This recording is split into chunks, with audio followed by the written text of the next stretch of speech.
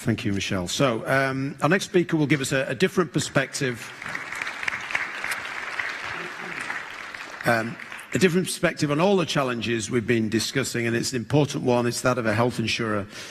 Please welcome to the stage Schmidt de la Brélie, CEO of KLESIA. And just for English speakers like me, Christian will be speaking in French, so please have your headsets ready. Thank you, Andrew. I do apologize because I've got a real horrible English accent, so I will speak in French. Thank you. Thank you very much. So let's speak French a little bit in this wonderful assembly here. So this might wake a few people up before the important ceremony organised by the creators of BIOVISION. So this is an absolutely wonderful event. And above all, I'd like to thank you, creators and founders, particularly Alain Mérieux and Didier Hoche, for having organised us and invited an insurance company here for this concluding session and to talk about the health system. This is a good opportunity to exchange with the producers of care, so the pharma companies, and also us, because we are part of the French system, and our French system is based on solidarity, and 70% of the health expenditure is funded by the general regime in France, but 30%, and maybe increasingly so, is incurred by the complementary insurance companies. So in this respect, out of this 30%, you should bear in mind that the large majority of complementary insurance companies are non-profit organizations. There are two main families, in fact. So we have the mutual funds, and also we have the providence institutions, such as our group, KLESIA.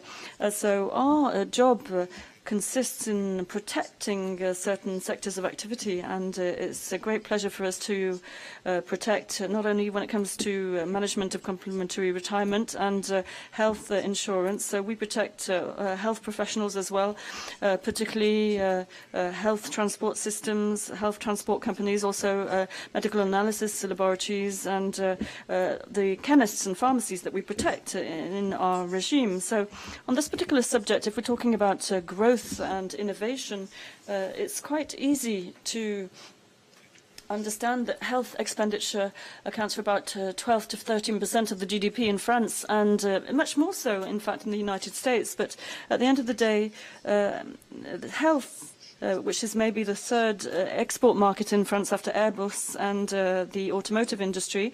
The health industry has three factors which explain why this market is growing, in fact. First of all, people are living older and older, and therefore they're getting sicker and sicker. The second factor is the fact, well, it's quite a simple fact, in fact, the fact that the cost of access to health care might be higher than it was in the past today, thanks to the improvement in technologies, so that we can screen and detect pathologies. In the past, we used to use ECG machines, and now we use scanners and MRI systems, and obviously this costs a little bit more. And the third factor is the fact that we all have, and next year we'll all have even more than this year, we'll all be concerned about the protection of our property and the protection of our people, and this is the third cubic factor, if you like. So this is the third factor which explains the growth of this health market.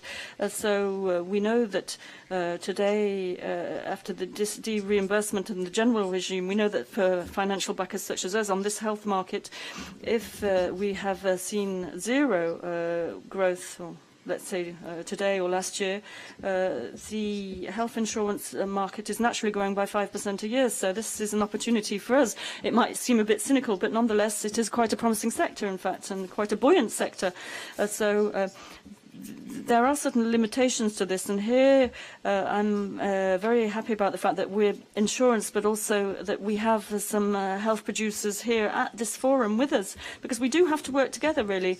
And although our expenditure is increasing, at one point in time the health budget will not be able to make way through other budgets, and therefore we have to make sure that we find innovation in our markets and find subjects that we, as financial backers, are very interested in.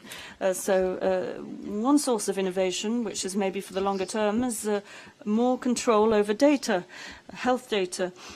And when I talk about control over health data, this means we have to control innovative processes, and this should enable us to have more efficient work and therefore provide more coverage for the risks that we're supposed to protect in the health insurance sector.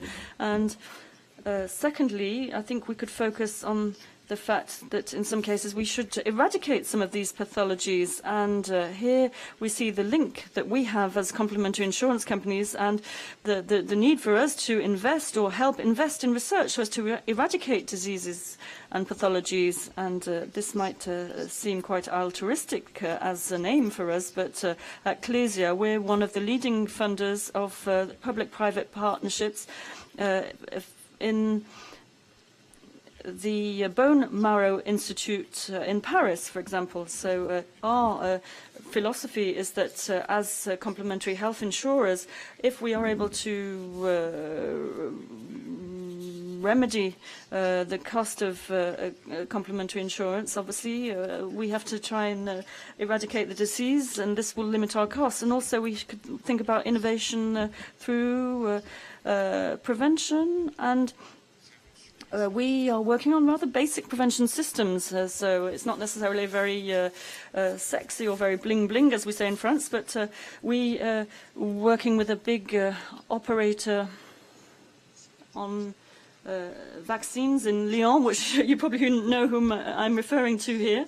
And we are working on the next winter campaign, and we want to disseminate an awareness-raising campaign for all of the people that we serve in KLESIA. So we work for hundreds of companies. So obviously our logic or our philosophy is rather simple, because if we work on prevention, and if we are able to vaccinate a maximum number of people, obviously this means that our employees will become more productive and they'll feel better in the company. And also the company won't have any people who go off work because they're sick. And this protects, in turn, the SMEs. For example, in a company canteen, on average, well, in some cases you only have 4 people who work there, and if one person is missing from the canteen, then you have 25% people less working in the canteen, and this poses problems. So we have to work on prevention through all of the investments that we're doing with transport companies. So the idea is to minimize the consequences of any problems in the transport system as well, because we have to protect road haulage companies who are involved in the medical system, and we're thinking about installing defibrillators in all of these vehicles, road haulage company vehicles, and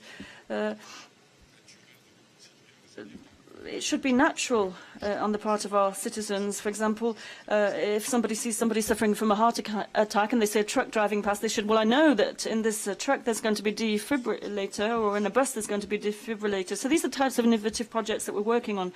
And we work as insurers with the pharmaceutical companies. So we're working on different forms of innovation so as to make sure that we really do promote prevention, because prevention is extremely important. And the idea is not necessarily for us to live older and older, but to live older and older, but less and less sick when we get old.